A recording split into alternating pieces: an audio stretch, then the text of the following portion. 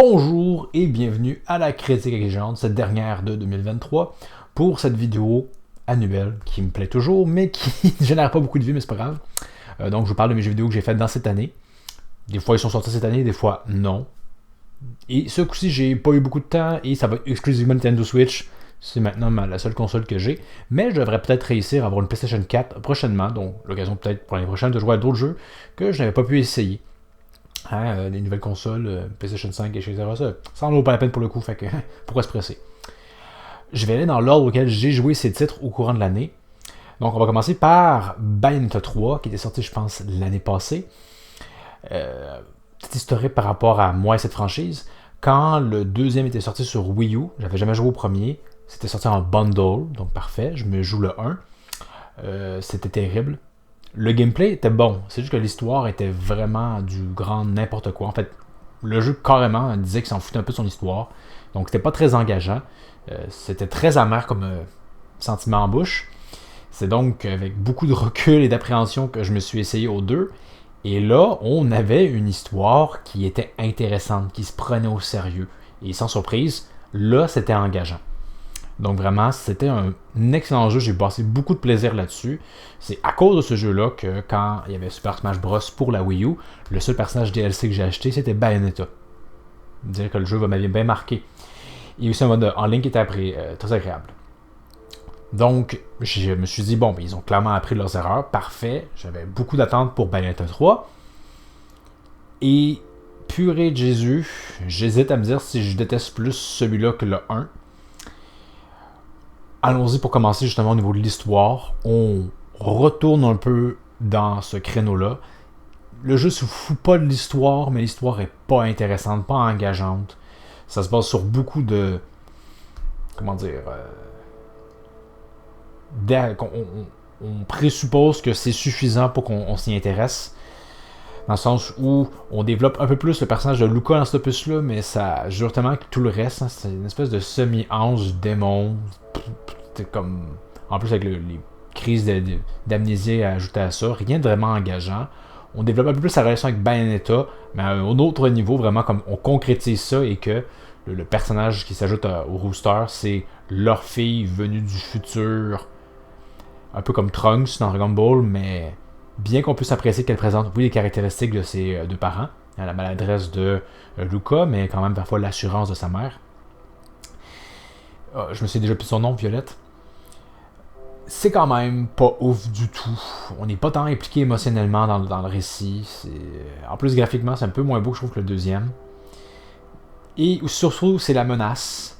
Le méchant ressemble un peu à Galactus dans Marvel, si je me réfère bien à ça, c'est-à-dire que c'est pas un méchant vraiment avec... juste, il est méchant pour être méchant. Pas vraiment de personnalité, pas vraiment de lien, son but. Il n'y a pas non plus beaucoup de stratégie pour y arriver. Il se fait vaincre à moult reprises, puis juste se dire, ouais, mais au final, j'avais gagné, ouais, mais au final, j'avais gagné. Puis au final, ben, on comprend pas trop pourquoi on réussit à le vaincre. Bref, le récit est pas particulièrement intéressant. Vraiment pas. En plus d'être terriblement redondant, on exploite les multiverses, c'est frais, hein. Et dans chaque différent univers, ben, ce qui va se passer globalement, c'est qu'on va rencontrer la Bayonetta de cet univers-là. Elle va se faire tuer par le méchant et voler son pouvoir. Ça arrive à chaque fois, ça en devient prévisible et ennuyant. Donc vraiment, niveau histoire, c'était pas du tout engageant comme le premier. Les personnages sont pas particulièrement attachants. Et on a droit aussi, on rentre dans le gameplay, Platinum Games va tenter de différencier, de mettre des éléments de nouveauté dans son gameplay. C'est pas souvent réussi. Surtout que parfois il y a des séquences de gameplay qui sont littéralement du non-gameplay à mon sens. Au début du jeu, ils aiment ça Platinum Games, ils ont fait ça dans Metal Gear Rising. Une séquence où ton personnage est blessé et donc tu fais juste déambuler blessé avec ton gameplay hyper limité. C'est une séquence où clairement tu es censé juste perdre. C'est plate à jouer, il n'y a rien d'intéressant. On a juste dit, ok, j'ai compris l'intention, est-ce que je peux juste aller au suivant là? C'est lourd. De la même façon, avec Violette aussi, on est comme dans le désert, elle est sur le bord de mourir de déshydratation, et on fait juste déambuler. Il n'y a pas l'adversaire à affronter, c'est pas intéressant encore une fois. Foutez-moi une cinématique s'il vous plaît. On comprend l'intention. Donc, il y a ça. Aussi, Il y a des segments où on interprète les invocations de Bayonetta. Et l'enjeu, c'est que ces séquences-là, à travers le gameplay, se mouvoir, la caméra, ça nous rappelle des débuts de PlayStation 3, Xbox 360, fin PlayStation 2. Pour des mauvais jeux. Comme on se dit, waouh, comment est-ce qu'on peut se dire que c'était plaisant? Ben, c'est là. Tu sautes, c'est pas hyper précis. Et en plus, comme toujours, malgré tout, ces missions-là, il y a un trophée à la clé. Donc, si tu veux le Platinum, ben, faut que tu fasses, outre le fait que c'est pas hyper enlevant et hyper bien léché, c'est un peu pénible. Pour le gameplay principal, c'est toujours un peu efficace, mais ils ont voulu mettre une donne, c'est-à-dire qu'on peut invoquer les créatures de Bayonetta littéralement et de les contrôler. Sont assez puissantes à un point tel que on compte beaucoup là-dessus pour faire des dégâts. C'est bien en soi, mais l'enjeu c'est que ça rend notre corps vulnérable, donc il faut vraiment savoir l'aggro de tout le monde. Et dans un jeu un peu plus rythmé, ça casse le rythme, donc c'est un ajout qu'on peut saluer, mais j'ai mes petites réticences par rapport à ça. Aussi, on a une mission avec John, qui est un peu une espèce de truc d'infiltration en 2D, on pixelise le tout. On peut saluer la présentation, il y a clairement de l'amour qui a été mis là-dedans, mais c'est pas intéressant à jouer encore une fois. Quand on frappe les mignons, on a l'impression de frapper dans le vide, aucune impression de puissance, c'est pénible. En même temps, ça nous encourage peut-être à les tuer justement en mode furtif parce que c'est beaucoup plus efficace. Mais n'empêche, c'était pas des missions particulièrement agréables et qui, elles se répètent, mais passé la première, il n'y a pas tant de nouveautés qui s'ajoutent à ça. Donc, je salue le fait de vouloir mettre du nouveau gameplay. Je salue moins le fait que clairement, c'est pas plaisant. C'est pas fou. Donc, j'ai aussi, le jeu a plus d'éléments de RPG. Notamment dans chaque niveau, on peut trouver, je ne suis pas sûr si c'était aussi le cas dans les précédents, là, mais trouver un corbeau, un chat et une grenouille. Dans le cas du corbeau et du chat, il faut leur courir après, mais c'est le classique, genre tu arrives puis ils repartent. Et comment réussir à les bloquer pour qu'ils foncent vers toi, c'est assez, on dirait, laissé au hasard, ou j'ai pas tout à fait compris, mais encore une fois, je le répète, c'est peut-être mon erreur, mais j'ai aussi joué à beaucoup de jeux et j'ai pas souvent vu ça, être confronté à ça. Donc, c'était pas non plus particulièrement plaisant de trouver ces trucs-là. Et on a aussi des éléments de RPG, mais dans la présentation, si mal foutu que c'est tardivement que j'ai compris qu'il y avait autre chose. C'est peut-être sur moi que je le prends, mais littéralement, c'est à la fin du jeu que je me suis rendu compte, ok, je peux personnaliser d'autres choses.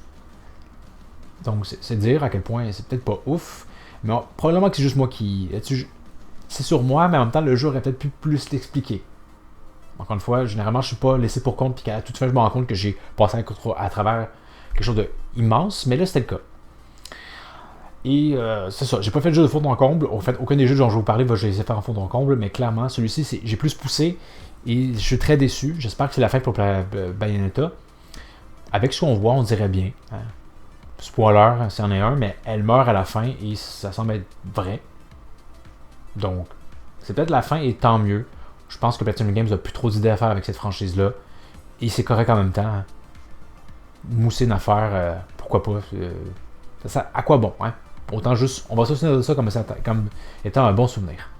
Et dernier point, je veux juste le soulever là, à la fin, il y a toujours ça dans le jeu Platinum Games, mais encore une fois, il y a une séquence où Bayonetta danse avec ses alter ego des différents opus, avec tous les autres des différentes temporalités, avec Violette danse. Littéralement, on dirait bien qu'il y a eu plus d'amour dans faire cette séquence-là, qu'on ne joue pas, c'est juste une cinématique, puis il n'y a pas d'histoire, que dans le jeu, ce qui est un peu navrant. Donc, Bayonetta 3, je regrette d'y avoir joué honnêtement. Après coup, Pikmin 4. J'avais de l'appréhension parce que justement, on rentre dans un moule, on se dit, bon, peut-être qu'il n'y aura pas beaucoup d'innovation. J'ai pas fini le jeu, mais avec où j'en suis rendu, honnêtement, c'est probablement le meilleur Pikmin. Parce qu'il y a une générosité au niveau du gameplay. Comme d'habitude, on peut explorer ces mondes-là avec un chrono qui est contre nous, mais on prend aussi les idées de Pikmin 2, dans le fond, on va au sous-sol, il n'y a pas de limite de temps. On ajoute à ça, à travers même l'histoire, des espèces de modes défi, Tandori comme qu'ils appellent. Donc il y a ça. Donc là, juste avec ça, on a regroupé pas mal toutes les idées de Pikmin 1, 2, 3 ensemble. Mais on ajoute même des espèces de Tower Defense, qui est nouveau. Ça aurait pu être plus poussé à mon avis, mais encore une fois, je me avance peut-être trop vite. Je suis prêt, je pense, à la moitié du jeu. mais quand même, ça fait plaisir à voir. Et éventuellement, il y a aussi le mode avec Olimar qui change aussi un peu la donne, un peu plus difficile, donc vraiment, il y a une générosité dans ce jeu-là. On a également des éléments de RPG, l'apparition de Hotchin, notre chien. Donc vraiment, je peux peut-être blâmer le fait que le jeu est certes un peu trop facile et que le mode coop qui, je crois, avait été bien réussi sur la version Deluxe du 3 sur la Switch. J'avais la Wii U, fait que je n'avais pas payé le jeu deux fois. Ici, le mode coop dans le 4 est juste navrant. C'est le mode coop que Nintendo fait où on dirait que c'est juste pensé pour qu'on puisse jouer avec notre petit garçon de 5 ans et moins. Dans le sens que t'es juste une créature, t'es un viseur, bref, tu vas juste lancer des roches, tu peux pas être blessé, tu peux tuer à distance les adversaires, ils peuvent rien faire, c'est comme si Dieu leur lançait des roches. C'est activer le mode très facile, dans un jeu qui déjà n'est pas si difficile. Encore une fois, peut-être qu'il y a plus de défis vers la fin, mais pour l'instant, pas beaucoup de difficultés. Pour que ce soit plus difficile, je me donne comme objectif que aucun de mes Pikmin ne doit mourir. On peut remonter dans le temps, mais ça allonge la durée de vie du jeu à ce niveau-là. Donc, c'est un défi que je vous suggère de vous lancer si vous ne voulez pas clencher l'œuvre trop rapidement. Et petit bémol aussi, mais encore une fois, globalement, meilleur Pikmin jamais sorti à mon avis. Jusqu'à présent, si je le compare au 3, qui avait beaucoup de boss, et des boss quand même assez mémorables et quand même pas si faciles, ici, c'est pas le cas. Il y a des boss, mais globalement, sont assez faciles, ils ont à peu près pas de phase. Donc, je suis un peu déçu si on n'a pas plus de boss que ça, mais encore une fois, le jeu semble généreux. Je pense qu'il y a encore à me livrer, à voir, mais pour l'instant, je suis très content d'y jouer. D'ailleurs, je ne l'ai pas fini et j'ai hâte de terminer de tourner cette vidéo pour retourner y jouer. Aussi, en parallèle, il y a Splatoon 3 que j'ai pu m'essayer. J'hésitais beaucoup parce que j'ai le premier opus, le deuxième. Déjà que le deuxième était une amélioration, mais pas de fou par rapport au premier. Le troisième, je suis très content de l'avoir payé moitié prix en usagé. D'où l'importance d'avoir des jeux physiques, sinon on ne pourra plus faire ça.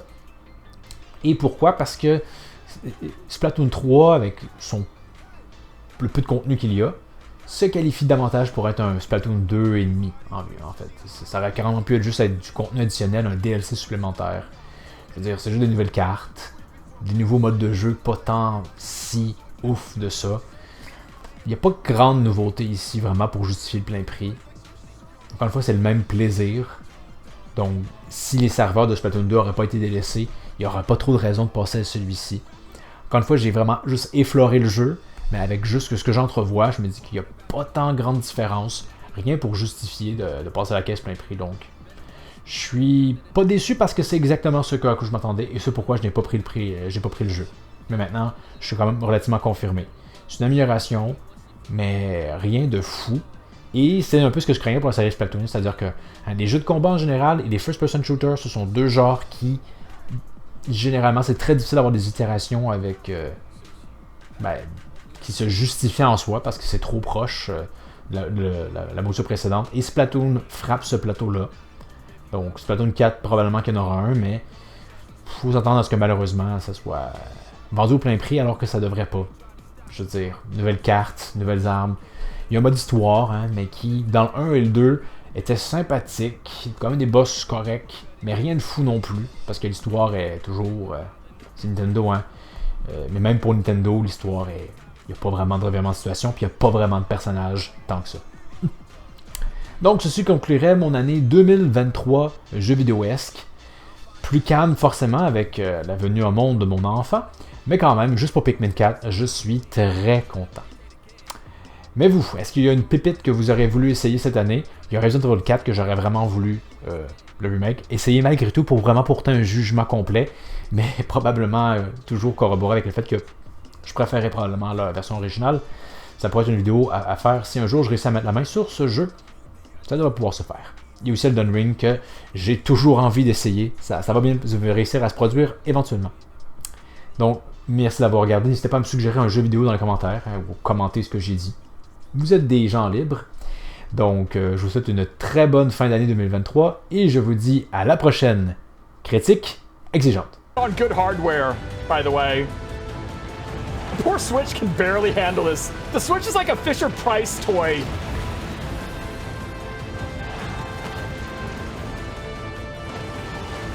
I'm surprised it can even run it, honestly. Oh, what is this? Oh my. No, no way!